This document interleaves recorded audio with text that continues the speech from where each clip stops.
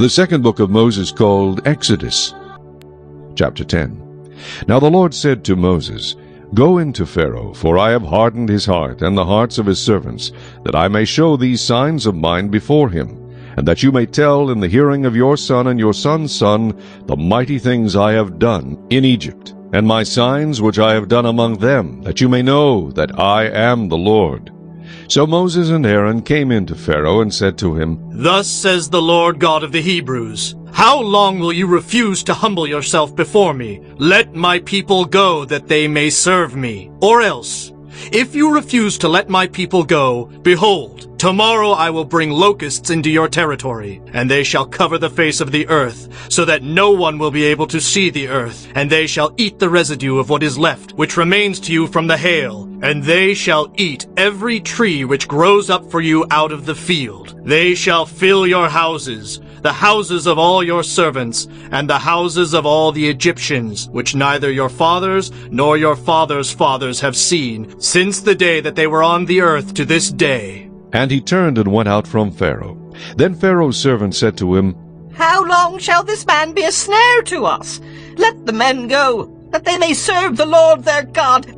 Do you not yet know that Egypt is destroyed? So Moses and Aaron were brought again to Pharaoh, and he said to them, Go serve the Lord your God. Who are the ones that are going? And Moses said, We will go with our young and our old, with our sons and our daughters, with our flocks and our herds we will go, for we must hold a feast to the Lord. Then he said to them, The Lord had better be with you when I let you and your little ones go. Beware, for evil is ahead of you. Not so. Go now, you who are men, and serve the Lord, for that is what you desired. And they were driven out from Pharaoh's presence. Then the Lord said to Moses, Stretch out your hand over the land of Egypt for the locusts, that they may come upon the land of Egypt, and eat every herb of the land, all that the hail has left. So Moses stretched out his rod over the land of Egypt, and the Lord brought an east wind on the land all that day and all that night. When it was morning, the east wind brought the locusts, and the locusts went up over all the land of Egypt, and rested on all the territory of Egypt. They were very severe. Previously there had been no such locusts as they, nor shall there be such after them.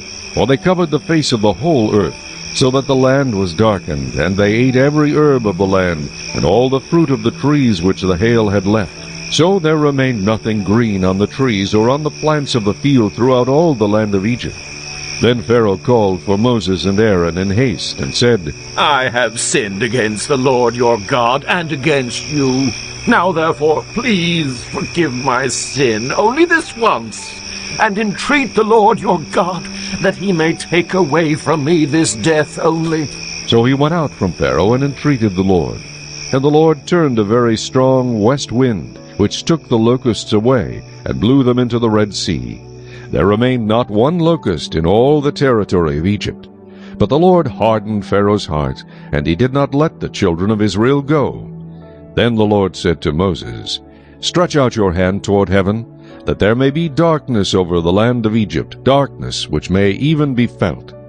So Moses stretched out his hand toward heaven, and there was thick darkness in all the land of Egypt 3 days. They did not see one another, nor did anyone rise from his place for 3 days. But all the children of Israel had light in their dwellings. Then Pharaoh called to Moses and said, Go, serve the Lord, only let your flocks and your herds be kept back. Let your little ones also go with you. But Moses said, You must also give us sacrifices and burnt offerings, that we may sacrifice to the Lord our God. Our livestock also shall go with us. Not a hoof shall be left behind. For we must take some of them to serve the Lord our God, and even we do not know with what we must serve the Lord until we arrive there.